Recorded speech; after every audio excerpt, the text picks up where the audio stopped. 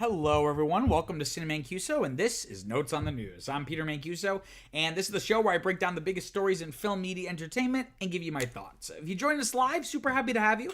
If at any point you have any questions or comments about any of the topics I'm going to be covering, feel free to drop them in the live chat. I'll do my best to kind of keep an eye on it, see if we can get a conversation started.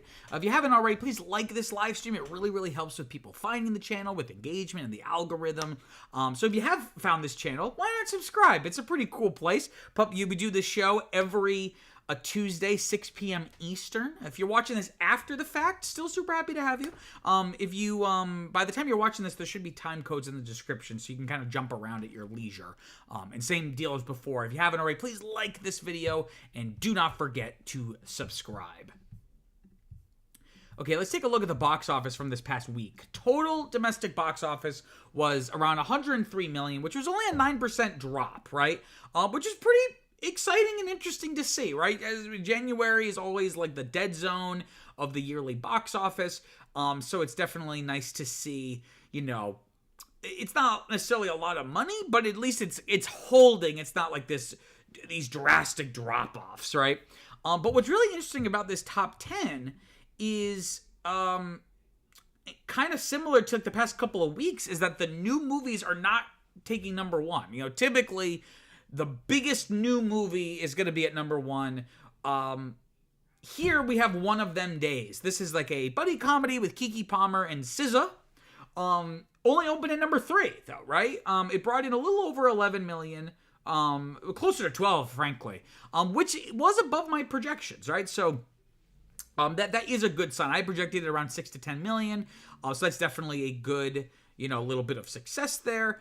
Though considering the budget, it's you know, I've budgeted 14 million. It's still technically in the red, but it depends on how this does. I've heard good things about it. I don't know how well it's gonna do week after week here, but again, it's not like it has a bunch of competition necessarily. And looking at the highest grossing new movie from last week at number 4, Den of Thieves 2 Pantera, considering that's still in the top 5, One of Them Days maybe has a shot at least crossing that 14 million threshold. You know, I don't see it going from making almost 12 million this weekend to making 2 next week, right?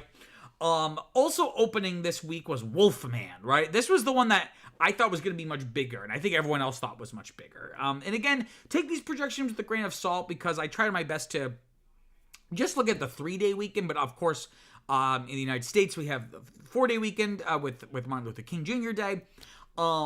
But even with that in mind, I mean, the same logic would have applied to the One of Them Days projections, and it beat those. So Wolfman, of course, a remake, reimagining, reboot, whatever you want to it's been read, of the like iconic Universal monster movie franchise, right? This was projected around 14 to 25, and I put it around a 20 million target. It didn't even make the lowest projections. It opened just a little under 11 million. And it was made for like 25. It has made a little bit more worldwide, or closer to 16 million. But again, still a you know, far cry from making back its budget and being profitable, which is a shame, because I like both the actors in that, Julia Gardner and I always forget his name, the main guy in that movie. He was on Girls. He was in the Catch-22 remake. What is his name? Christopher Abbott. That's his name. But apparently it's not very good, right? So again, it speaks to the box office of January that our number 1 and number 2 movies are movies that came out the week before Christmas, right? So it's still at number 1 in its 5th frame. Been out for over a month now, but we still have Mufasa the Lion King. It made a little over 16 million, only a 25% drop, right?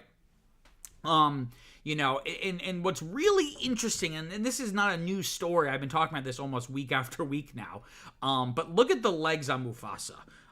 Which out of context sounds weird, because of course Mufasa has legs, right? But look at how well, so again, legs column, that's basically a formulation of the total domestic box office divided by its biggest weekend.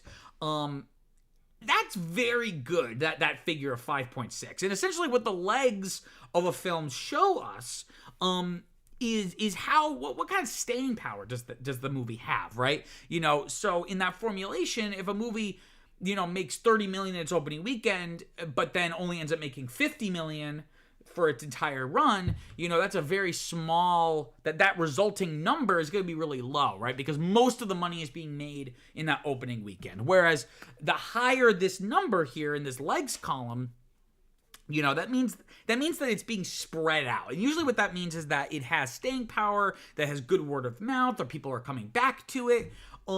Which again is really weird because this movie did not really have a warm critical reception, right? And it's not like there was a dearth of family films to go see. There was Sonic, Moana 2, Wicked, depending on how old your kids are. Like, there were other options. So the fact that this is still at number one, I think speaks to, again, I've talked about this before, I think, it's not his best by any means, but the Lin-Manuel Miranda score, should not be discounted, right? There's something about his work. He's able to kind of write these little earworms that just kind of nestle in your brain, either in an unironic sense or ironically, like it becomes a meme or something, one of his songs. So, but it gets people to go. It at least gets people thinking about it, and that's free advertising, right? Seeing a meme online making fun of, what did you say about my brother? That's free advertising, you know what I mean?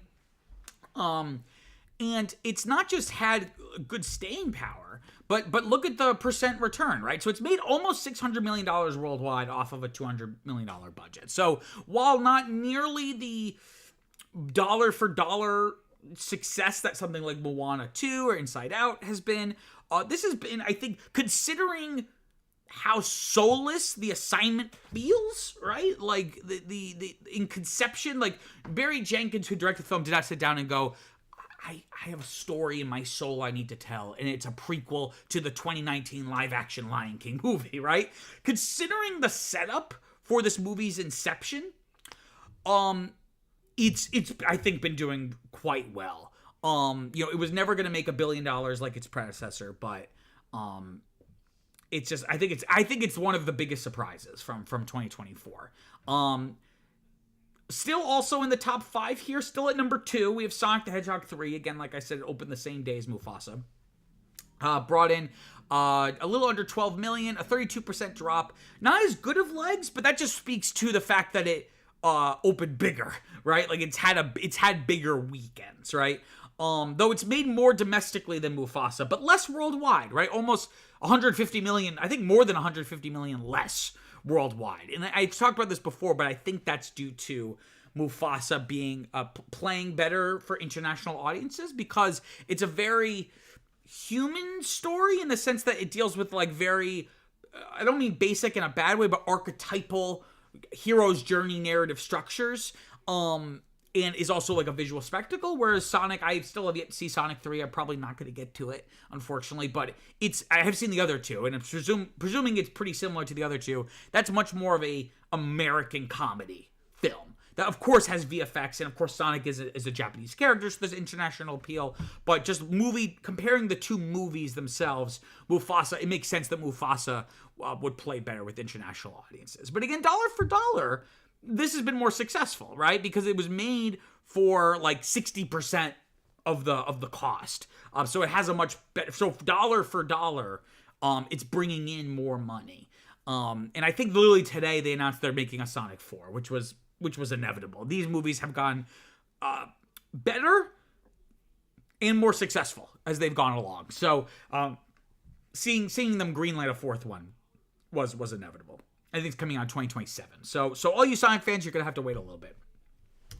Like I mentioned earlier, we have Den of Thieves 2, Pantera, dropping from 3rd to 4th place now in its second week, bringing just a little over 11 million. Still in the red, though, right? So this is something that did not open super, super big. Most of its money is coming from the domestic market. It's I have a friend, I don't know if you're watching, I have a friend, Jacob, who is really into the Den of Thieves franchise, if you will, even though this, I guess, is like the second one. There's only 2 of them. But again, it doesn't really seem like it has enough of a cachet, a cultural cachet, to really move the needle in any way. So yeah, kind of just overall here, again, January is that moment where all the movies from November, December, more so December, but still November, just squeeze every dollar they can out of the American box office, right? So we have Moana 2 here in its 8th frame. So this has been out for like 2 months now, bringing just a little under 8 million. Only had a 20% drop, but the big headline here is that it crossed $1 billion worldwide. I believe only the third movie this year to do so. And considering it was only made for $150 million, it's a pretty good percent return. And again, like I've said a million times, Disney, those 3 movies I mentioned are all under the Disney umbrella, me being Inside Out 2, Deadpool and Wolverine, and now Moana 2. And of course, they're going to take all the wrong lessons and go, we just need to make more sequels and spin-offs and reboots of established properties. That's what moviegoers want to see. Looking here as well, even what's been in theaters even longer is Wicked, right? Only by a couple days, but Wicked in its 9th frame is still here, bringing in about $5.5 million. Again, talk about the legs though. This has, like I said, it's been out for 9 weeks and it's still in the top 10. Now I don't know. I don't know if I want to say if it's gonna drop out of the top 10 next week or not. I'm not sure because I'm always wrong with this. I just don't have the data, to make an informed guess in that kind of way. But, this has just been a very successful enterprise, making over $700 million worldwide. It hasn't made as much as Moana, but it was cheaper, right? About the same though. I shouldn't really say cheaper, like a $5 million difference. What's $5 million between friends, right? But it's just been really great to see. That's like a phenomenal movie. It's one of my favorite movies of the year. Either that or Dune Part 2. Probably Dune Part 2 is probably better, but Wicked really did scratch an itch that I didn't know I needed scratching. I'm very, very happy it's still in the top 10. But I would guess that its probability of still being in the top 10 next week is dropping rapidly. And looking ahead to this upcoming weekend, we have Flight Risk, the new Mel Gibson directed movie, about kind of like a thriller. I don't want to give it. Well, go watch the trailer because the trailer is like a whirlwind. Essentially, it's a thriller about someone who not witness protection program, but like someone who's I guess testifying against like a crime syndicate what's his name? I almost said Mark Ruffalo. Mark Wahlberg's character is there to kill him. So now you have like the CIA agent who's kind of here in the foreground, blurry, not CIA, but the law enforcement agent has to try to prevent Mark Wahlberg from killing the witness, right? This is projected around 9 to 15 million. I'm going to put a target around 12. Again, not very big in terms of an opening at all, but that makes sense for January. And then we also have a kind of a more off the beaten path, a movie called Brave the Dark, which is essentially just a drama. I tried to find more info about it, but it seems very low concept. But it does have, the lead actor here on the left is one of my favorite actors. So I always forget his name. But he's the son of the guy who played Dumbledore in the first 2 Harry Potter movies before that guy, Richard Harris, passed away, right? So I know his last name is Harris. I always forget what his name is. Brave the Dark. This is projected to make around 4 to 7 million. I'm going to put it around 5. Pretty humble opening, if you will, to kind of round out the last proper weekend of January. And just want to give, before moving on, I want to give a quick plug to, I have another YouTube channel called Peter Squared, where I cover topics related to film and media entertainment in a more structured video essay format. The video I have up right now is called A Closer Look at Frozen, where, you guessed it, I take a closer look at the Disney film Frozen, taking a look at what went right, what went wrong, and everything in between, using these cartoon versions of myself, older and younger versions. It's a lot of fun. I would really appreciate it if you could go check that video out, or you can find that link in the description down below. Okay, let me grab a quick drink here. Okay. Let's talk about story number 1. So the TikTok ban briefly went into effect this past weekend. before being reversed, right? So if you live in the United States, you know all about this. 14 agonizing hours without TikTok. It started in the evening of Saturday, the 18th. In this month of January, but it again within 14 hours it returned in the afternoon of the following Sunday, the next day. So kind of let's take a little step back here. So the origin of this ban, because I've already done like 3 videos on this. I don't think anyone doesn't know about this, but I want to give the broad strokes of this just so we're all on the same page, and maybe you're gonna learn something that you didn't already know. So the central kind of national security question or debate over the past, I would say, couple of years, but it's definitely at least the last 12 months, has been about TikTok. So TikTok is owned by a company called ByteDance. And ByteDance is a Chinese company.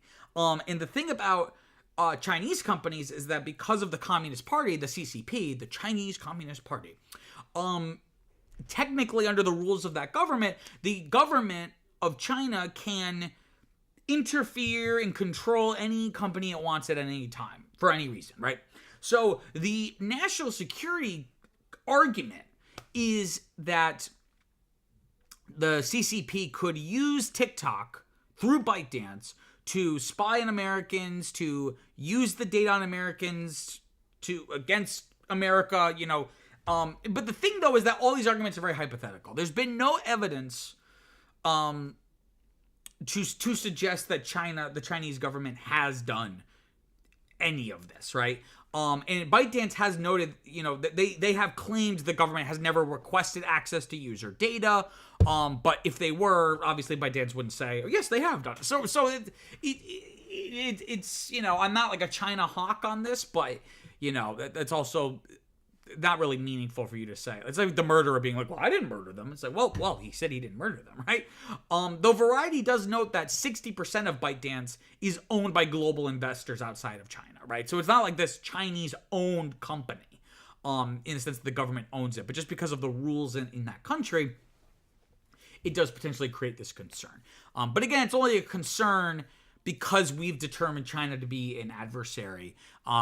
If we had a social media app owned by, I don't know, like England, I don't think there would be as much of an uproar, right? And this is pretty bipartisan, this concern, right? So earlier this past spring, I think it was April, bipartisan legislation was passed, right? By the House of Representatives and the Senate, and then signed by former President Biden, right? Now former. This was the Protecting Americans from Foreign Adversary Controlled Applications Act. The Congress loves they're either needlessly convoluted long, or I should say, they are super long and convoluted, but the acronym spells like love. It's like some word, right? So like infamously with COVID, it was like the CARES Act, right? And it stood for whatever it was, right? So they passed this law, and the details of the law were that ByteDance had until January 19th to divest from TikTok, the American operations of TikTok, or the app would be banned in the United States. And famously, you know, politicians were saying this is not a ban. This is, you know, like they have the option to divest. We want to make it American. We want to make it safer for Americans to use. And the consequence of any company distributing or hosting the app, right? So that would be like, you know, Apple with its, you know, App Store, or Google with the Google Play, or whatever it is. These companies would be fined $5,000 per user, presumably per day, right? Obviously, this wouldn't all be on one company, but TikTok has roughly 170 million users in the United States. So if you do the math, that's about 850 billion with a B, $850 billion a day.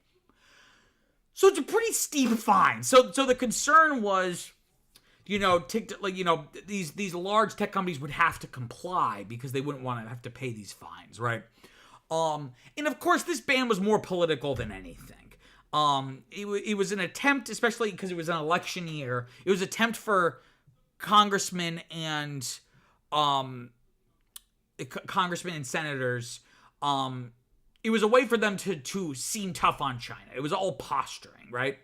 And it was, like I said, this is more political than anything, because a big thing, and obviously this is perhaps conspiratorial thinking on my part, but I think there's a lot of common sense behind this, that, you know, it's no accident that, you know, they're trying to ban TikTok, where TikTok is where young progressives are, right? So take something like the war in Gaza, right? You have a lot more content that is pro-Palestine than that. You have more content in that regard than you'll find on Facebook or Twitter or other comparable social media platforms, right? And I don't know if it's willfully trying to stifle progressive speech, or if it's also very possible that politicians can't conceive that young people are just against the atrocities in Gaza. So they went, the Chinese must be manipulating the algorithm so that people are being influenced by, you know, the anti-American sentiment. Like, perhaps maybe they just genuinely hold anti-American sentiment, right? Because also notably, other Chinese-owned apps are not being banned. Like, what about Temu? Temu's a Chinese-owned app. There is data collection, right? But there's no speech. There's no threatening of the political status quo, theoretically, right? Of course, that's a little conspiratorial thinking on my part, but I think there is some truth to that, because you go, well, why just TikTok, right? And Variety, the thing, though, with this is that it's basically a game of chicken, because Variety notes that ByteDance never at any point following the passing of this bill, ByteDance showed no willingness to sell its stake in the American operations of TikTok. That was never going to be an option. So ByteDance tried to get this overturned in the courts, or rather TikTok, right? Because ByteDance is a Chinese company, they're not here, but TikTok is essentially a subsidiary, at least the American operation. So they sued the government and tried to block this ban or delay this ban, and it went all the way up to the Supreme Court.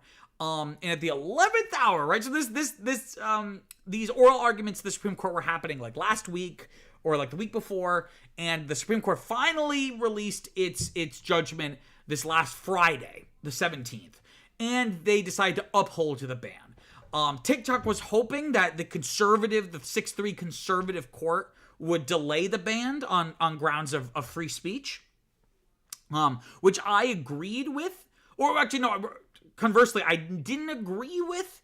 TikTok's argument was basically that this is, stifling free speech. It's against the First Amendment. I always found that to be a flimsy argument, at least in a legal sense, since the platform was being banned, not the speech, right? Nothing was stopping people from literally taking the content they would upload to TikTok and upload it to Instagram or Twitter, right? I think there is an element of trying to stifle speech in that way for... again, like for the political purposes I mentioned, but I don't know if in a legal sense it's quite violating the First Amendment. And what's most notable about the Supreme Court's decision is that this was a unanimous decision, which you really don't see a lot anymore in American politics, especially this court, right? So their decision, their statement, they basically phrased it more or less as this, quote, "There is no doubt that for more than 170 million Americans, TikTok offers a distinctive and expansive outlet for expression, means of engagement, and source of community.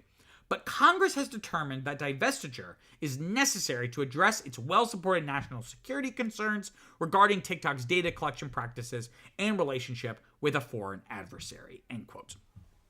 And again, unanimous. The liberal and conservative judges all agreed that at least on a constitutional level, this is not, this law is valid, right?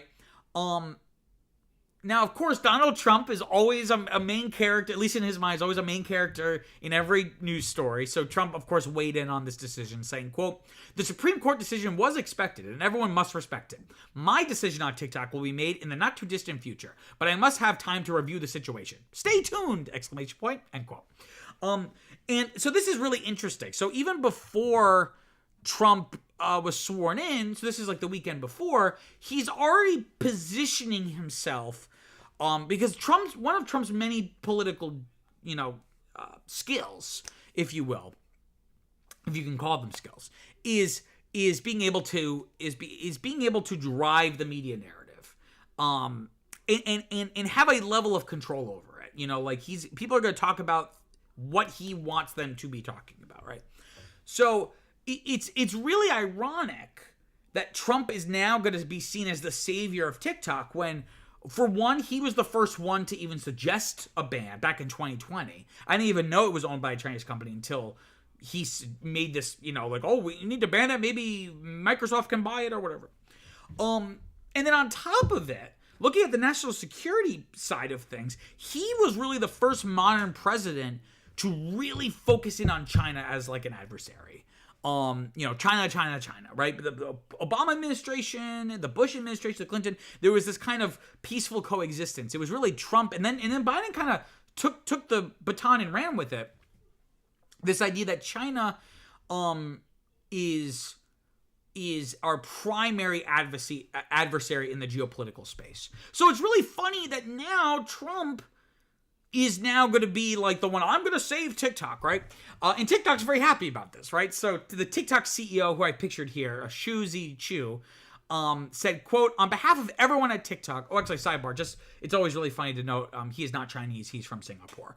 So there was like a house hearing about TikTok, and they were like, what are your connections to China? He's like, well, I'm not from China. But anyway, so he had to say this, quote, on behalf of everyone at TikTok and all our users across the country, I want to thank President Trump for his commitment to work with us to find a solution that keeps TikTok available in the United States. This is a strong stand for the First Amendment and against arbitrary censorship, end quote. But the ban was still going into effect. So, again, like I said, officially, on Saturday evening around 10:30, TikTok goes dark. And I know that for sure because, you know, my fiance Viviana and I were like, you know, I'd sent her a bunch of TikToks that she hadn't watched yet. I was like, let's watch these before midnight. But around 10:30, like while we were scrolling, a little message came up, right? So, and all users were agreed with this message that said, quote, sorry, TikTok isn't available right now. A law banning TikTok has been enacted in the US. Unfortunately, that means you can't use TikTok for now. We are fortunate that President Trump has indicated that he will work with us on a solution to reinstate TikTok once he takes office. Please stay tuned, exclamation point, end quote. So you really see, and we've been seeing this across the media landscape and the tech landscape of these CEOs kowtowing to Trump and trying to curry favor and kind of butter him up. So you know, for whatever the reasons for him doing so are, you know, the TikTok CEO is, you know, and the company as a whole really is trying to, you know, how flattering. Like, we are fortunate that President Trump has indicated that he will work with us on a solution, right? And internally at TikTok, they put out a memo to the employees saying, quote, President Trump has indicated that he will work with us on a solution to reinstate TikTok once he takes office. Teams are working tirelessly to bring our app back to the U.S. as soon as possible, end quote. So a lot of people said that it going officially dark was a stunt, right, to make people kind of shock the system.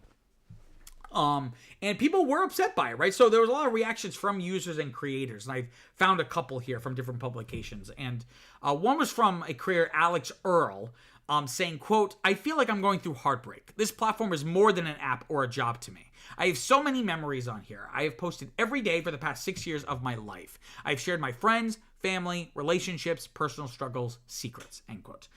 Joey Soboleski II, very cool though, because he puts it as Roman numerals, not junior.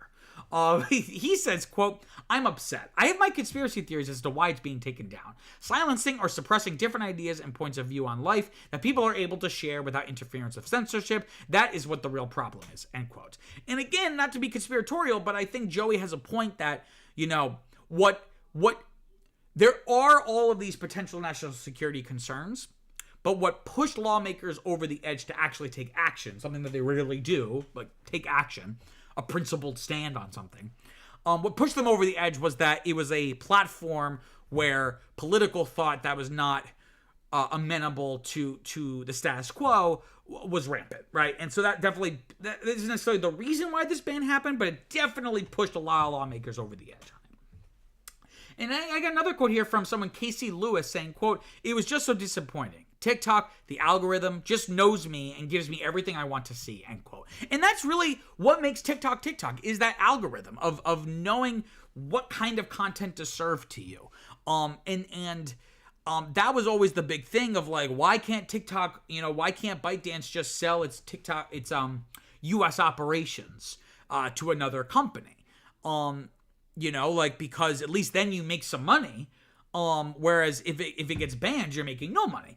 The issue though is that if you sold TikTok, you'd be selling the algorithm, which ByteDance does not want to disclose. That's a secret, right? That's their secret sauce. It's like the secret ingredient of Coca-Cola, right? To them, they were like, in order to sell TikTok, we wouldn't sell the thing that makes TikTok TikTok. So we might be selling a brand, but we would never sell the algorithm, right? We would never allow the algorithm to leave our walled off area of ByteDance, right? But Alex Earl, Joey Soboleski, Casey Lewis, you did not have to wait for too long because, like I said, the app returned after 14 hours. On Sunday, Trump put out a statement saying, quote, "I will issue an executive order on Monday to extend the period of time before the law's prohibitions take effect so that we can make a deal to protect our national security," end quote. Because, of course, he was sworn in yesterday on Monday. So one of the first things that he was doing was signing a flurry of executive orders about a bunch of different things, and one of them happened to be this executive order. So he was suggesting, part of his statement was also suggesting that the United States should have a 50% ownership position in a joint venture, and not just an American company, but he's saying like the government, saying, quote, "By doing this, we save TikTok, keep it in good hands, and allow it to stay up. Without U.S. approval, there is no TikTok. With our approval, it is worth hundreds of billions of dollars, maybe trillions," end quote. And that's also like another factor of all this, is that something needs to get worked out because there's just too much money to be made, right? Money always trumps values, unfortunately. But that is something that might work in TikTok's favor here. And like I was saying with the executive order, so the idea of it was that even though the ban had taken place, the executive order would provide legal cover from liability and protect any companies that were hosting or distributing TikTok before the order was issued. Again, so TikTok itself, as well as Apple and Google and Microsoft and companies like that. TikTok, of course, responded by bringing the app back, but then also in a written statement saying, quote, "In agreement with our service providers, TikTok is in the process of restoring service. We thank President Trump for providing the necessary clarity and assurance to our service providers that they will face no penalties providing TikTok to over 170 million Americans and allowing over 7 million small businesses to thrive. It's a strong stand for the First Amendment and against arbitrary censorship. We will work with President Trump on a long-term solution that keeps TikTok in the United States," end quote. Again, very flattering of Trump. Very, very, oh, thank you so much, Donald Trump. But again, the pausing this ban is only a stopgap measure, right? Because technically, again, the ban has already gone into effect as of January 19th. And Republican members of the House of Representatives and the Senate have suggested, because again, this was a bipartisan effort. So, you have House Speaker Mike Johnson saying, quote, "We will enforce the law. When President Trump issued the Truth Post and said, 'Save TikTok,' the way we read that is that he's going to try to force along a true divestiture," end quote. So, they're holding out for, some kind of permanent solution that doesn't necessarily require just being banned wholesale. Similarly, Senators Tom Cotton and Pete Ricketts in the Senate put out a joint statement saying, quote, "Now that the law has taken effect, there's no legal basis for any kind of extension, quote unquote, of its effective date. For TikTok to come back online in the future, ByteDance must agree to a sale that satisfies the law's qualified divestiture requirements by severing all ties between TikTok and communist China," end quote. So this is not over, right? This is not Trump. Legally, Trump cannot just with the stroke of a pen undo this. This is a law passed by both chambers of Congress, signed by the president at the time. A new law would have to be passed that repeals the old law. So what happens now, right? So there's really only, well, I guess there's three scenarios. I only wrote two, but I guess the first one's just that we go back to there being a ban and TikTok just disappears from the United States.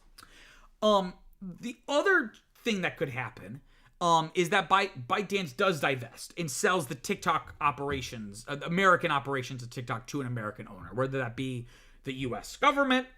Someone like Elon Musk was rumored. Mr. Beast apparently was like, I just had a meeting about buying TikTok.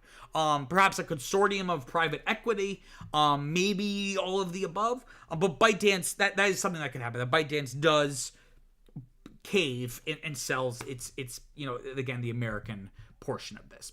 But another thing that I think is more likely is that Trump and ByteDance work out some kind of compromise where Trump is able to go to Congress and say, pass a law to repeal this, because ByteDance has agreed to more transparency on how data is collected and used, some kind of yada yada explanation.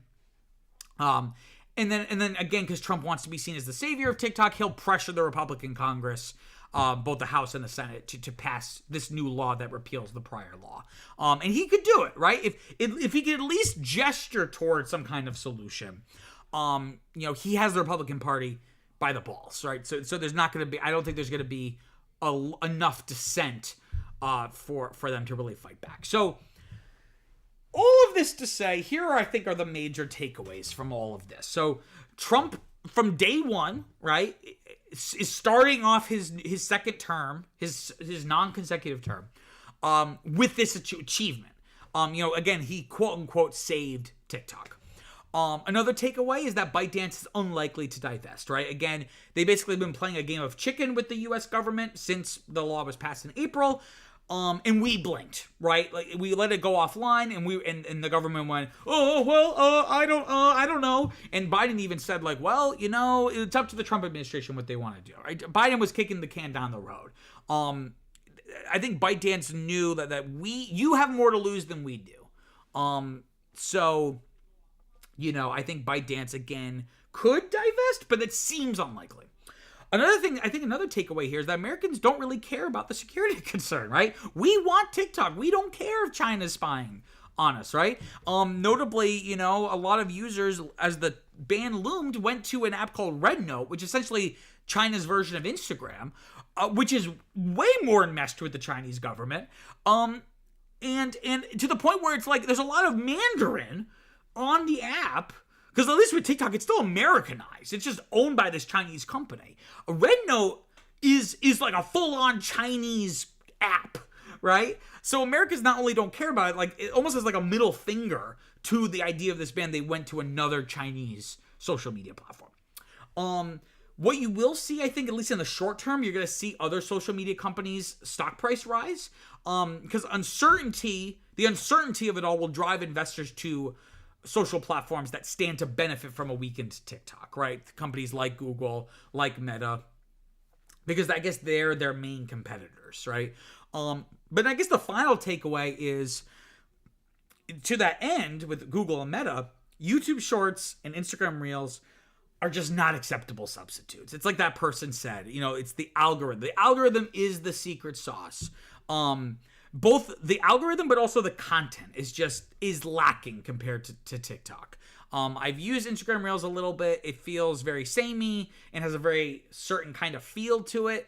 YouTube Shorts I have a little bit less experience with, but again, they're just not going to be acceptable substitutes. It's like you decide you're going to go on a diet and instead of eating ground beef, you're going to eat ground turkey. And you do it for a little bit and you're just like, it's just not the same. Yes, it's healthier. But I'm just not getting out of this what I want. So I think we're gonna, I think a year from now, TikTok in the United States will still be here because we've worked out some kind of solution. But in the short term, I think there's still a lot of uncertainty up in the air. And a lot of people have a lot to gain and also have a lot to lose. Okay, let me grab a quick drink here.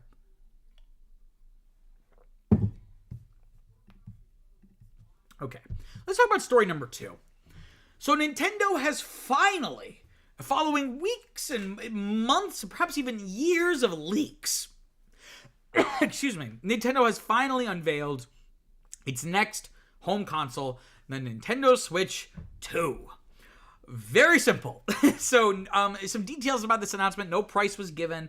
IGN says the analysts have different projections of what the price might be, but they all kind of generally settle on a likely $400 price point.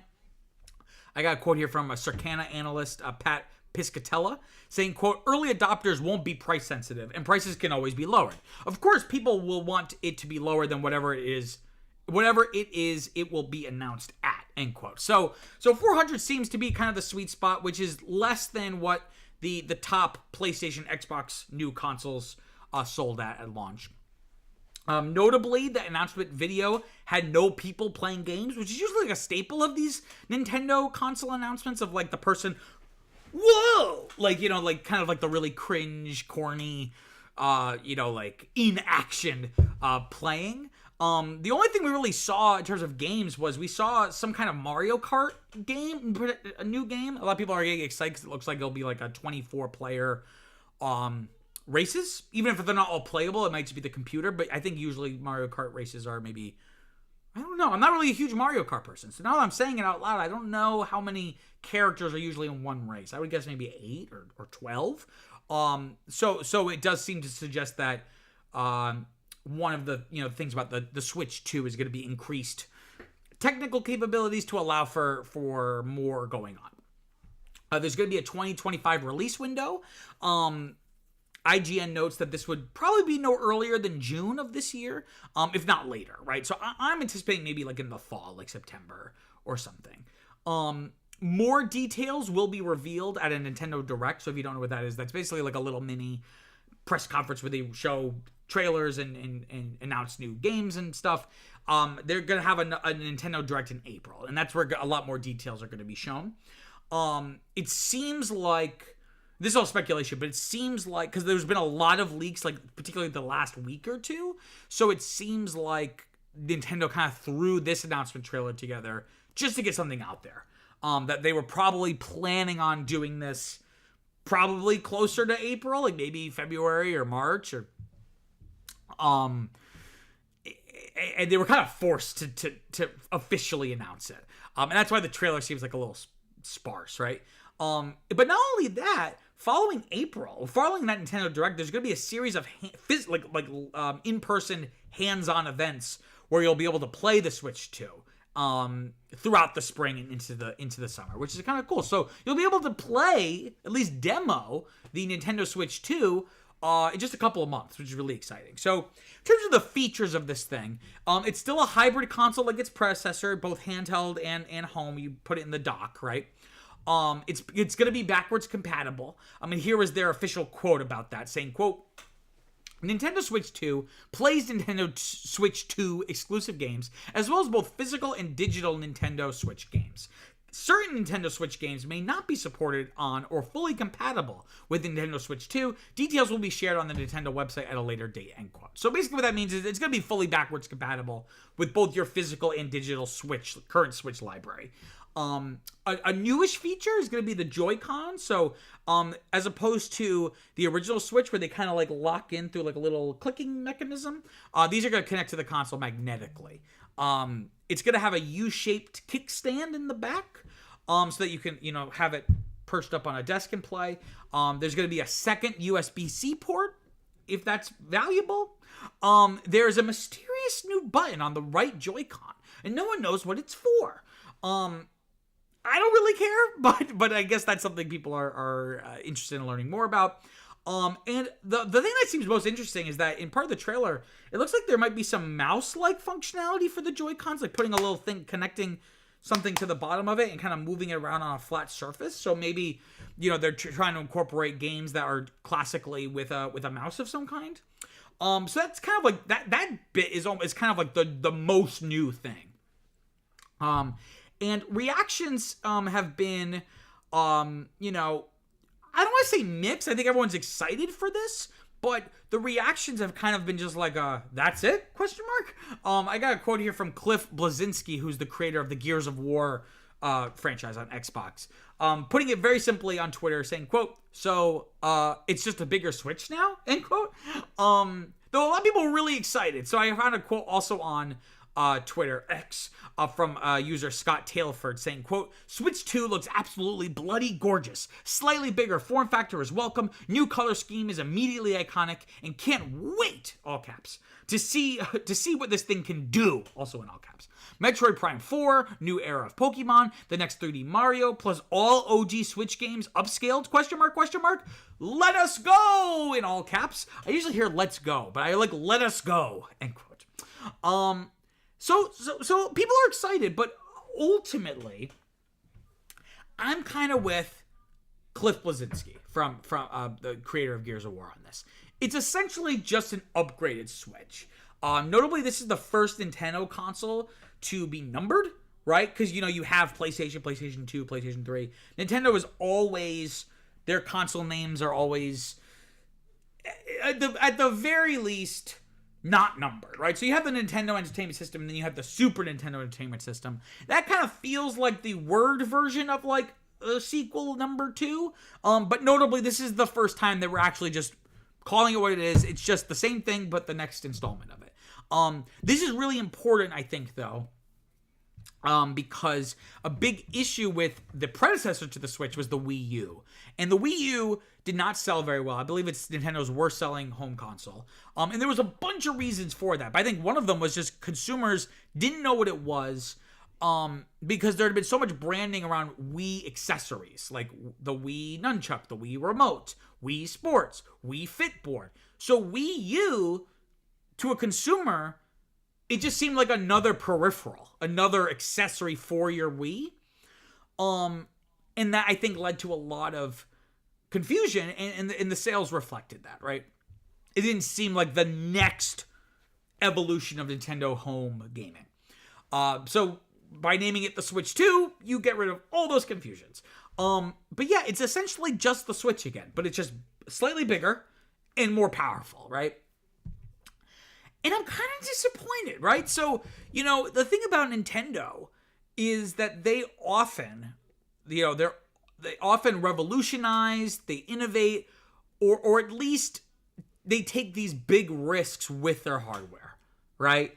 There's a GameSpot article recently following this announcement by Evan Campbell, and the article was called, quote, Nintendo Switch 2's reveal feels cold and lifeless compared to the original Switch, end quote. And I pulled out this quote here that I think is really interesting from this article, saying, quote, this reveal comes across as overly corporate, bland, and lacking a basic sense of joy that should accompany the introduction of a brand new video game system. Nothing about Switch 2 looks revolutionary or particularly refreshing. Instead, this is more of the same. Maybe that's all that's needed, not rocking the boat on a system that people already love. But Nintendo historically has struggled when the company gets conservative and complacent. So far, Switch 2 seems way too safe, end quote. Kind of making this argument that, Nintendo's, like I said, has this legacy of kind of challenging our conception of what video game consoles are, should be, or can be. And the Switch 2 really does none of those things. By contrast, though, let me get my words here. An IGN article from Matt Kim offers a counter argument in his own article titled Switch 2's big twist is that it plays it safe, and that's 100% the right move, end quote. And Matt Kim says in his article, quote, as a sequel to Nintendo's most popular console of all time, the company opted to offer a bigger, more powerful version of the system millions of people already own. And this, I think, is for the best. The increase in power alone allows Nintendo to lean even deeper into what made the Switch such a success: games. Ultimately, the big new hook of the Switch 2 is that for the first time since maybe the Super Nintendo, the company has decided the best course of action is to maintain its level of creativity. The company has decided that the best course of action to maintain its level of creativity is to play it safe and simply just release a more powerful console, end quote. But, whoever you agree with, I think Matt Kim's point is right that, I think comparing it to the Super Nintendo is correct, because this is probably their most straightforward home console since the Super Nintendo, right? Because following that, you had the Nintendo 64 that, of course, had the full 3D graphics for the first time and had the control stick, which was an innovation. The GameCube was less innovative, but it did have this element of portability that it was meant to kind of be carried around with you to different places if you went to your friend's house. Like it had like a little, it was smaller and had a little handle. There was also a way to hook up a little adapter and play Game Boy games. Of course, the Wii had the motion controls. The Wii U did have the additional tablet. And of course, the Switch combined home gaming and handheld gaming in this like perfectly seamless way. So I guess the question is, you know, these are all very highfalutin, more philosophical, artistic questions. But Nintendo, the executives, they want to know, well, how well is the Switch 2 positioned? How much money are we going to make from this? You know, I'm not sure about that, right? Because, you know, specific gaming consoles are becoming less and less important. You know, Xbox, you know, with their Game Pass, you could play Xbox games on almost anything. PlayStation games, you can play on Steam, and PCs. You know, and notably, the upgrades between consoles are diminishing, right? So, you know, people saying, oh, this is just a more powerful Switch. Yeah, but how much more powerful could it be? And notably, you know, the PS5 and the Xbox Series X were not really that much of a technical jump from their predecessors, right? Like, we're getting diminishing returns with each console generation.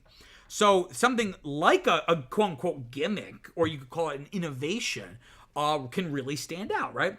Not to mention that, you know, unlike the Switch's release in 2017, you know, the Switch 2 is going to have a lot more competition. There are other high-quality handhelds on the market, most notably the Steam Deck, right, from Valve. You know, because a big thing about, you know, what does the Switch 2 offer that something like a Steam Deck or some other kind of portable gaming handheld, portable PC, gaming PC, what does the Switch 2 offer that they can't? You know, essentially just the IP. Right? Just the Mario and Zelda, the games that are only going to be on Nintendo consoles. But the reason why the Switch was so successful is that it was a way to play all kinds of games on the go, right? It wasn't just because you could play Mario and Zelda, which of course was a huge factor, but it was that you could play The Witcher 3 on the go, and you could play all these indie games on the go. Now that's a lot easier. And Nintendo and the Switch as a hardware concept do not have a monopoly on that at all. Nevertheless, though, analysts still think that it's going to sell well. Sanford C. Bernstein analyst Robin Zhu projects that this will sell 20 million units in 2025 alone. And furthermore, Circana analyst Matt Piscatella, who we mentioned earlier, projects 4.3 million units just in the United States in this first year. That being said, though, that analyst Piscatella, he's still pretty bearish on it ever being able to exceed the original Switch in terms of sales, saying, quote, "The challenge is that the Switch has been a breakout success. It is an outlier in many ways, including how much it has sold and for how long it's been selling. Some of the games that were released for it are years later, still among the best-selling games each and every month. Can a successor that does not change the formula significantly really have a shot at repeating or expanding on that level of success? Well, it's possible, but not probable," right? End quote. And that's kind of how I feel, where, you know, the thing about the Switch is that it brought so many people who weren't into gaming, right? It was this perfect synthesis that it pleased both casual gamers and hardcore gamers. But anyone who wanted something like this has gotten it. And of course, you always have new children being born and people, right? But you don't have one of the best-selling consoles of all time by just doing what you did before, but slightly better, right? So I'm excited for this cautiously, but as like a media observer, I'm a little disappointed just because I was excited for some kind of really interesting story to talk about. And I feel like this story that I've been doing here is mostly just about how this was not as exciting as I perhaps had hoped it would be. Okay, before moving on, just want to give a quick plug to the podcast I do with my fiance Viviana called Now That's What I Call a Franchise, where each season we pick a film franchise and we go through every single installment, the good, the bad, and the ugly. We just wrapped up our season on Star Wars a couple of weeks ago, which was so much fun. This Friday, we're actually going to be starting our season on Middle-earth and Lord of the Rings and all that stuff, so definitely go check that out. You can find us wherever you get your podcasts. You can also just find us on YouTube if that's your preferred way to podcast. You could just find us also in the link down in the description below. Okay, let me grab a quick drink here.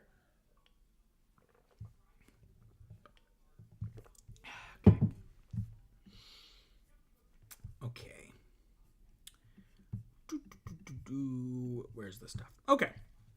Let's talk about story number 3. So Netflix has struck a deal with IMAX for a global release of Greta Gerwig's Chronicles of Narnia film before it debuts on Netflix. That whole sentence feels like written for SEO. It's so many keywords and people and stuff. So this is going to be releasing in IMAX exclusively for the Thanksgiving holiday in 2026 for 2 weeks exclusively. Vulture does note that a third week is on the table if the demand is there. But at the very least for 2 weeks. And then it will be available on Netflix 4 weeks after it premieres in theaters. So 2 weeks after it ends its theatrical run in IMAX. And IndieWire notes that this deal is the result of months of negotiations between Netflix and IMAX. So the reason why I wanted to talk about this story is that this is just such a huge change for Netflix, right? Famously, Netflix has bristled under, traditional theatrical distribution models, right? Because they are primarily a streaming service. So when they have films, they buy films or produce films to drive people to their service, right? So they don't want their films being in theaters for like 2-3 months, the way you typically have it, where you have a film. It's much shorter now, but when you really start to see Netflix starting to get hot water about this, like in the mid 2010s or more so the late 2010s, a typical theatrical window might be 2-3 months. And it won't show up on any digital platforms until after that, and then not even on streaming until after that. Whereas Netflix, was trying to get theaters to show their films day and date with the streaming release. And theaters balked at doing that. But Netflix's argument was, the real reason is because of money, and they want to, bring as much money to their platform as possible. But the Netflix co-CEO Ted Sarandos put it this way, saying, quote, "It's our desire to keep adding value to our customers for their subscription dollar. We believe that not making them wait for months to watch the movie that everyone's talking about adds that value," end quote. So, it seemed like this irreconcilable conflict. Netflix wanted short, if not non-existent theatrical windows, whereas theaters completely rejected that. Again, even shorter theatrical windows of maybe just like a week or a couple weeks were rejected. To the point where Netflix had to buy theaters, right? So they bought the Paris Theater in New York.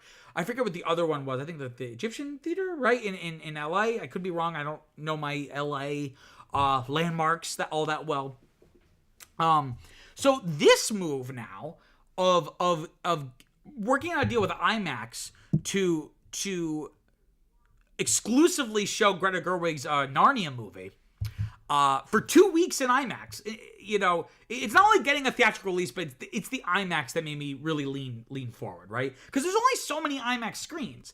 And unlike other theaters, IMAX gets to dictate to theaters with IMAX screens what is going to be playing on those screens. So, again, this exclusive window, that means that for 2 weeks, all you'll be able to see on an IMAX screen is a Netflix movie, which is such a weird sentence to say.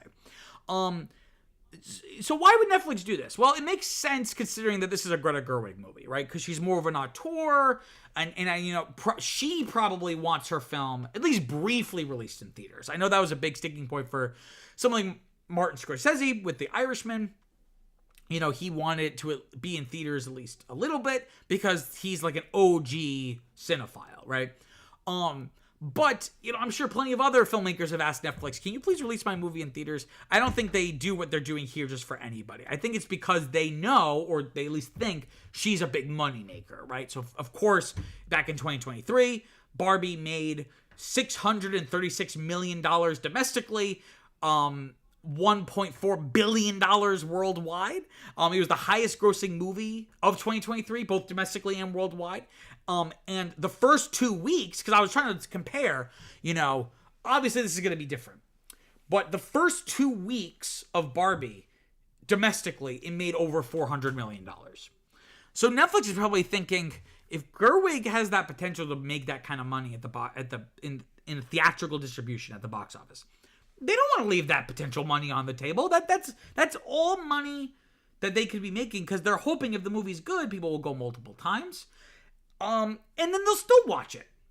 when it comes out on Netflix, right? So to them, they're like, that's more money we can squeeze from this project. But I guess the question is, how successful will this or could this release even be? So a little bit background on Narnia, if you don't know. Chronicles of Narnia, this is a series of children's fantasy books by famous English writer and pseudo-Catholic theologian, actually, C.S. Lewis. This was a series of 7 books published in the 1950s, one a year from 1950 to 1956. Very heavily influenced by Christianity. He claimed it was not an allegory, but it's like, it almost feels like he's just like copying Christian theology and mythology and kind of putting a kind of pagan coat of paint on it, with, magic and witches and things like that. It's a very popular series, at least just historically, right? So then the Hollywood Reporter notes the series has sold over 115 million copies, and it's been translated into 57 languages. And that last part is what gets Netflix excited, because then it has international reach, right? It already has a built-in fan base across the globe. It's not something that they have to try to get international audiences interested in. Now, that being said, though, Narnia, it's definitely not as robust as something like J.R.R. Tolkien's Middle-earth and Lord of the Rings, right? This is much more aimed at children, and by consequence, it is not nearly as influential in a literary sense or a fantasy sense, again, the way Lord of the Rings was and is, right? But that being said, it's still kind of that ilk, right? So it has the potential to be a fantasy epic and a franchise, right? So, and that would be well suited for IMAX, right? Gerwig, her films have never been particularly, I prefer the stuff that she's written. I haven't loved the stuff that she's directed.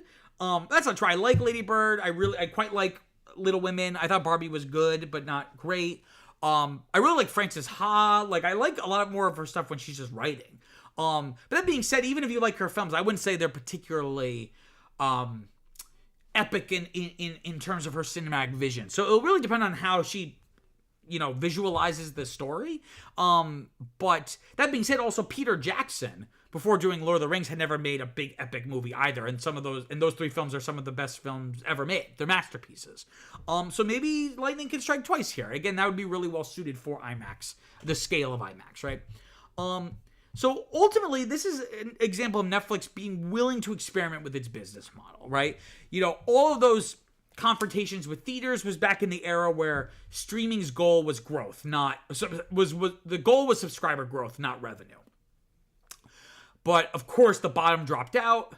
I think it was in late 2021, and Netflix and all these other companies realized that they actually have to make money doing this, right? So that's why you have ad tiers. That's how you have all these different ways that they're trying to monetize it. So revenue is just as important, if not more important, than subscriber growth. So having all that content for your platform and having it exclusively there, a decade ago would drive people to the platform to drive subscriber growth. But now that's not as important to Netflix. So, take a look at an example of another Netflix film from a couple years ago, Glass Onion, which was the sequel to Knives Out. This despite being a Netflix film, it had a very small theatrical release. It ran in more than 600 theaters, which is small, but it is technically considered a wide release. This was a record for Netflix, the most amount of theaters for one of their films. And it was surprisingly successful, all things considered, in terms of, it only being out for a week in only 600 theaters. And I think, and if you've been following this channel, you will know I'm finally vindicated. I think Netflix looked at something like Red One. So this was that Christmas action thriller movie with Dwayne "The Rock" Johnson and Chris Evans. This was an Amazon movie that was released in theaters. Had surprising momentum and it kind of kept making money week after week. But its budget was just so big that it just never actually became profitable. But my thinking was, and I think other people have talked about this, that I've been vindicated, that, that movie I think was just a streaming movie. And then they went, let's just release it in theaters. We're going to put it on Amazon Prime anyway. In the grand scheme of things, it's still going to be a Prime Video movie. No one's going to, be like, oh, well, I already saw it in theaters, or it was in theaters, so I don't care about it anymore, right? Let's just release it in theaters. Let's just make as much money as we can from it. And then we'll have it serve this second life as a thing to keep people, subscribed. If you have an ad tier of Amazon Prime, then we can get ad revenue from it. I think Netflix looked at that and went, this model of squeezing additional revenue out of streaming projects that wouldn't have that one-to-one revenue source. Because again, your subscription, you pay this one fee monthly and you get access to everything. So I think Netflix is good. You're going to start seeing Netflix and companies like Netflix be more experimental, or at least be willing to kind of break their traditional models if it's no longer really making sense for them. Okay, let me grab a quick drink here. Okay. Let's talk about story number 4. So Justin Baldoni, this is the next installment in the Blake Lively, Justin Baldoni feud, if you can even call it that. That's an understatement. Baldoni is accusing Ryan Reynolds of using Baldoni as the basis of the character Nicepool in order to mock Baldoni. Baldoni's lawyer, Brian Freeman, sent a litigation hold letter to Kevin Feige and Bob Iger. Kevin Feige, of course, the head of Marvel, and Bob Iger is the CEO of Disney. They send this litigation hold letter, so instructing them to preserve all relevant documents and data related to Baldoni and the creation of the Nicepool character. Interestingly, it also requests that they hold on to any documentation related to any sexual harassment complaints against Reynolds, which is like the first I've heard of this, that's even potentially on the table. That might just be a PR stunt to get people to click on articles going like, what? Ryan Reynolds is potentially accused of sexual harassment? But of course, like I said, this is all part of the larger feud between Justin Baldoni and Blake Lively. I've done several videos about this on the channel, but the long and short of it is Lively was in the It Ends With Us film adaptation of the popular book, which was directed by Justin Baldoni and also co-starred him.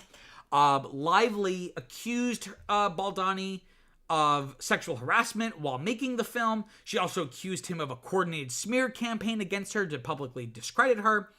And this was all outlined in a very extensive New York Times article using text messages between PR people that Baldoni had hired. In response, Baldoni sued the New York Times for libel, claiming that they cherry-picked texts from those two PR people in order to paint him in a bad light. And then he also accuses Lively and her husband, Ryan Reynolds, of pressuring Baldoni's talent agency of dropping him. They eventually would drop him once this New York Times article kind of blew open the whole thing. And then in response, Lively officially sued Baldoni for sexual harassment, because before it was more of a legal action being taken. Now it's been a full-on lawsuit. So who is Nicepool, right? So if you didn't see, so this is a character that appeared in last summer's Deadpool and Wolverine. The third Deadpool movie, his introduction to the Marvel Cinematic Universe, and he is a multiversal variation of Deadpool. As the name suggests, Nicepool. He's kind of meant to represent this kind of nice man there's something worse underneath kind of thing. So with including kind of lines and bits like, quote, "Where in God's name is the intimacy coordinator," end quote.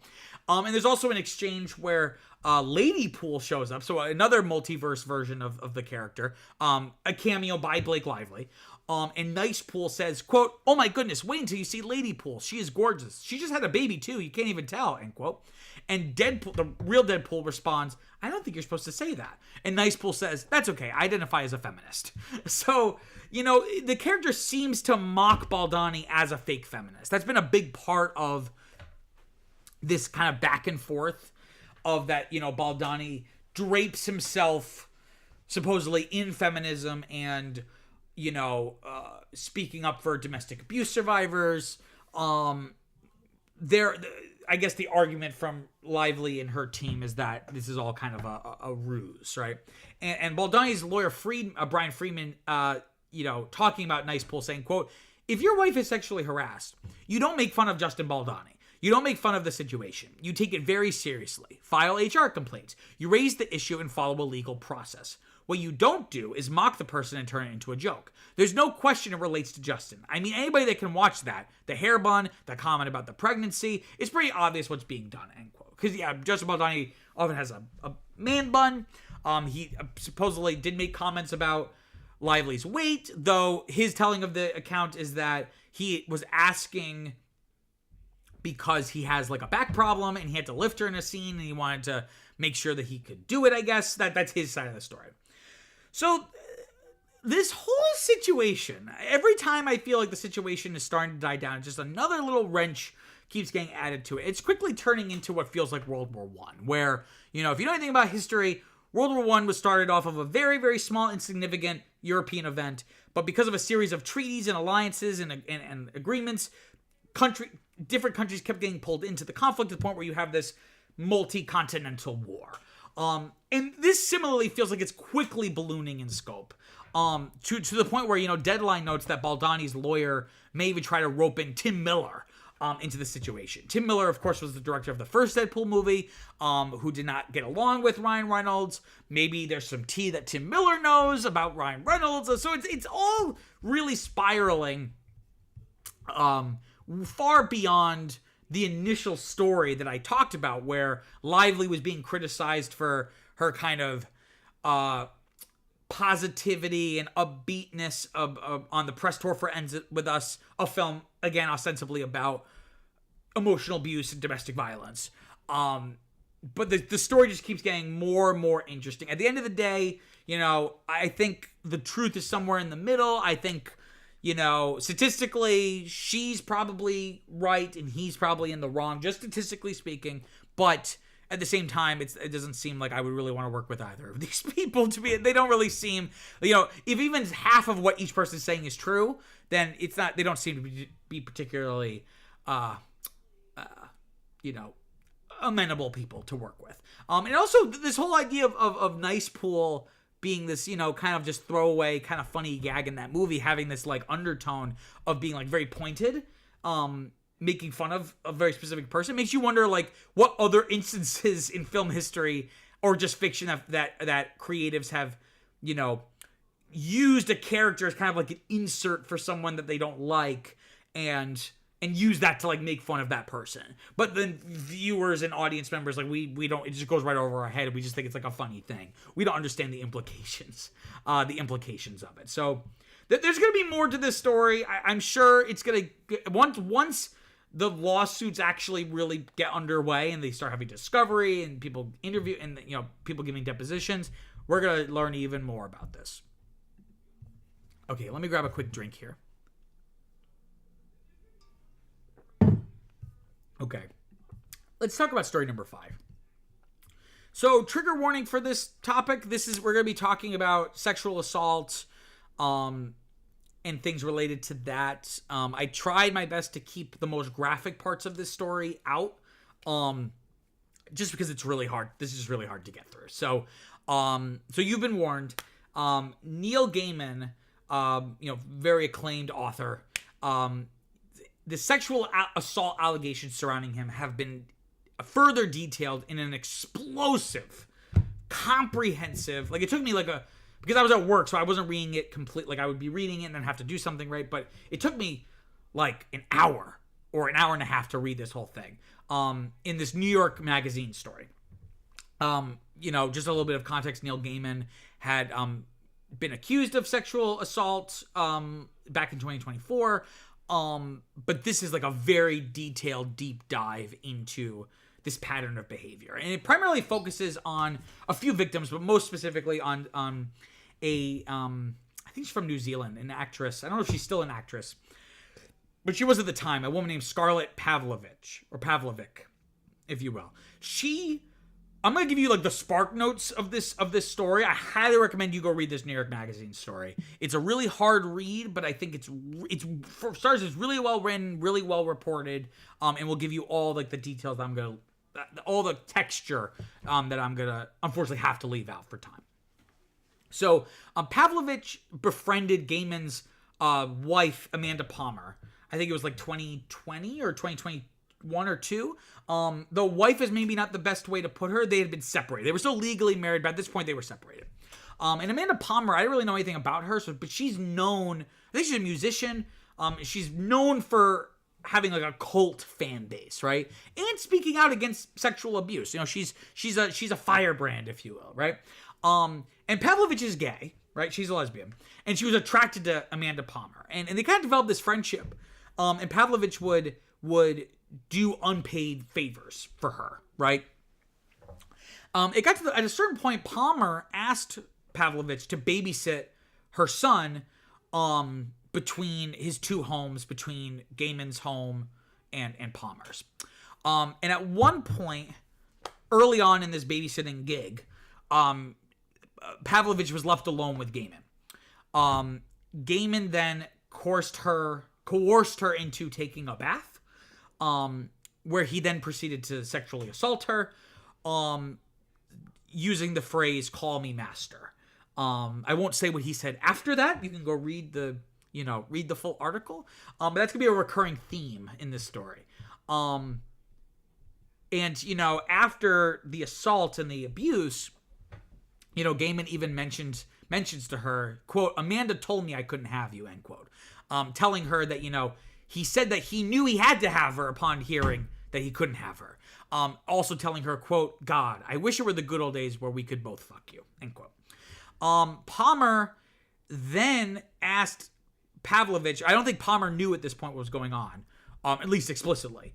Palmer then asked Pavlovich to move in with them to kind of help out because their nanny had left. And, the thing about Pavlovich's situation, her sublet was about to end. She was living very financially precariously. She had left home after years of abuse. She left at age 15. And before having this sublet, she had recently been homeless and didn't want to. And basically, she rationalized what had happened because she, she's like, I think she's something like, I didn't want to have to sleep on the beach again. So she kind of played into Gaiman's dom sub desires. Again, is a way to, the human brain is really strange, especially the way it responds to trauma. And, she later said that this was her way of trying to rationalize the abuse, almost like playing into it as if she was into it. Texting him at one point saying, quote, "I am consumed by thoughts of you, the things you will do to me. I'm so hungry. What a terrible creature you've turned me into," end quote. In the article, I know I've said it like 8 times now. I highly recommend you go read this because it follows Pavlovich's story through to the end. I'm not going to go into everything here. And not only does it kind of cover her experience, but it also outlines several other similar situations with other women. So let me take a step backwards. So Neil Gaiman, again, he's an acclaimed author of many iconic works, including things like The Sandman, Good Omens, American Gods, and Coraline, which a lot of people don't know was based off of a children's book. And he's been very critically and commercially successful, and he's won a lot of awards, like the Hugo Award, the Nebula Award, the Bram Stoker Award, as well as the Newbery Medal and the Carnegie Medal. And he hasn't just been confined to novels and comic books. His work, like we mentioned with Coraline and Good Omens, and the same, these things have been adapted into several different mediums. He's been a multimedia success. Another note, he's a self-described feminist. And I have a quote here from Tara Prescott Johnson in an essay collection called Feminism in the Worlds of Neil Gaiman. She says, quote, "Gaiman insists on telling the stories of people who are traditionally marginalized, missing, or silenced in literature," end quote. And he amassed almost like a cult-like following. A former friend of Gaiman said that these fans are a quote-unquote inherently vulnerable community, that they, quote, wrap themselves around a beloved text so it becomes their self-identity, end quote. And this friend kind of puts the onus on the celebrity that, someone with a good moral center kind of creates the boundaries so that those fans don't get hurt, right? By wanting to give themselves over to the person that they so admire. But of course, this would also lead to, like when Neil Gaiman would be at like a convention, like a Comic-Con type thing, female fans asking him to sign their breasts, like, their top of their breasts, or even slipping them their hotel key cards so that he could come visit them. And a fellow writer recounts a time at one of these conventions when Gaiman was swarmed by fans, saying, quote, "The whole floor full of people tilted and slid toward him. They wanted to be entwined with him in ways I was not prepared to defend him against," end quote. Almost like he's like a beetle, right? And again, like that former friend of Gaiman put it, that, it's your job as the celebrity to create the distance and boundaries so that the fans don't get hurt, right? Emotionally hurt or physically hurt. Gaiman seemed not to exercise that at all. And it seems, a common theme here was Gaiman's asserting control in the bedroom, in sexual situations, which a lot of people noted was a big contrast to his more modest, almost shy, outward affect.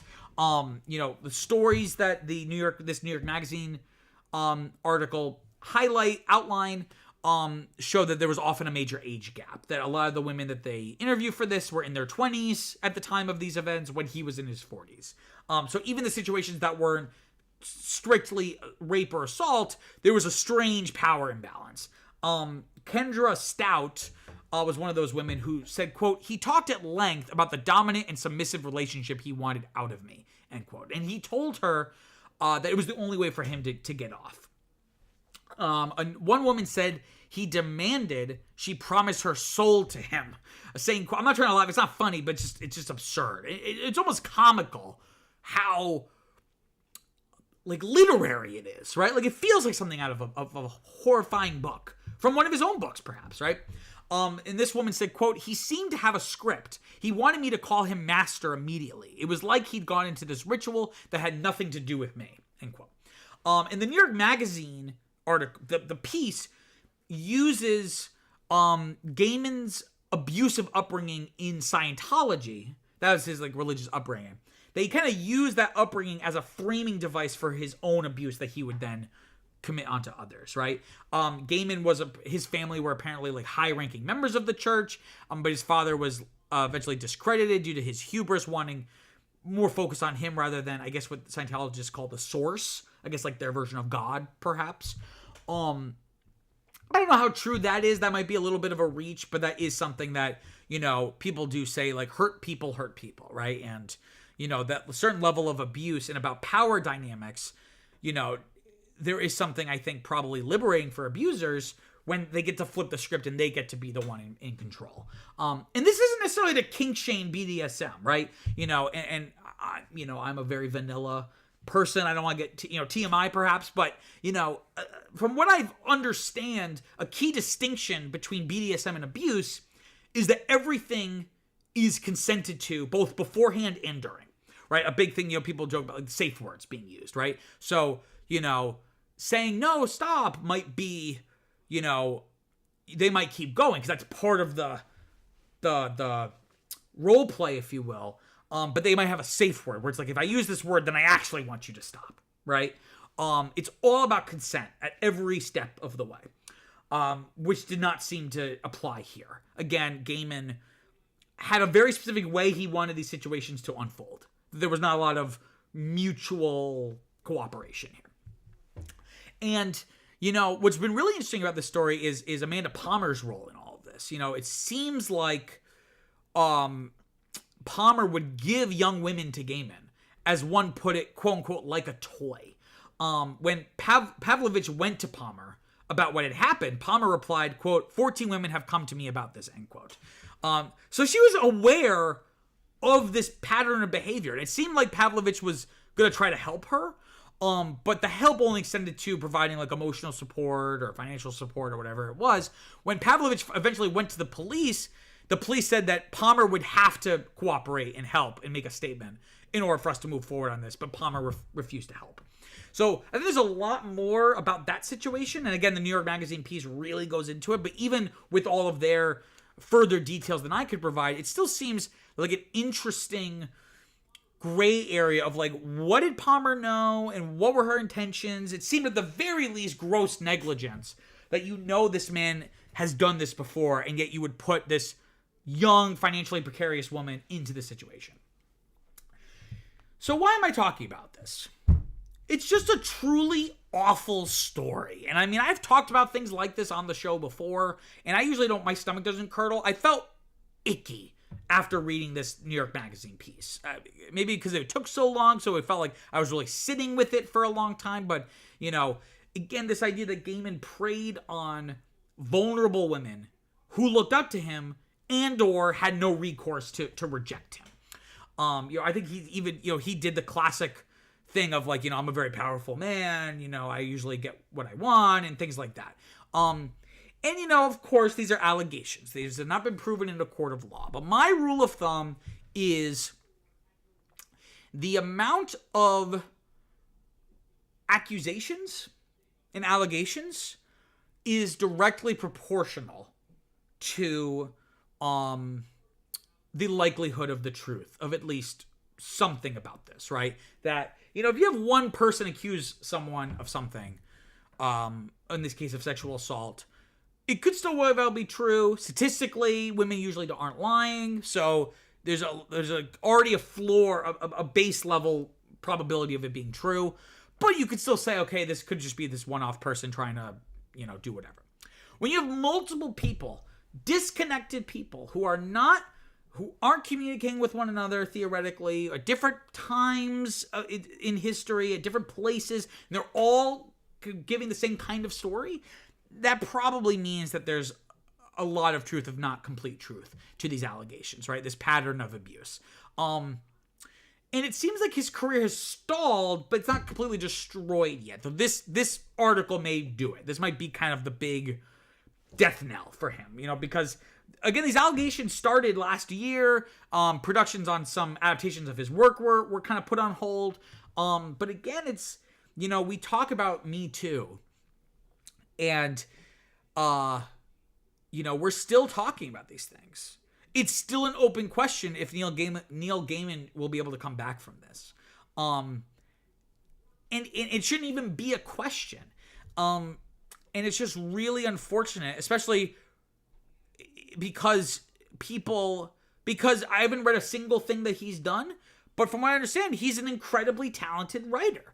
And that's not the shame, right? It's like that Jerry Seinfeld thing when they were doing he was doing comedians in cars getting coffee or whatever with Norm Macdonald and Jerry McDonald. Jerry Seinfeld said, the worst part of the Bill Cosby thing was that, he was portrayed as such a family man, that his comedy was always so clean and about kind of more wholesome values. And that's like the worst part of all this. And Norm Macdonald goes, I think the worst part was the rape of those dozens of women, right? And I understood what Jerry Seinfeld was trying to say, but it also puts it into perspective that the awful thing about this is not, oh no, all these great literary works was written by this awful person. The worst part of this is that these people were abused. Full stop. But that being said, what happens is that abusers who are talented get a pass. And this is something I'm pretty passionate about, is that I don't think we should stop reading Neil Gaiman's work or watching Woody Allen's movies or listening to Michael Jackson's music, not because it doesn't matter. Rather, it matters a lot. And if we try to remove the innovative and high-quality artistic work from the abuser, then what we do is separate the idea that an abuser can be talented.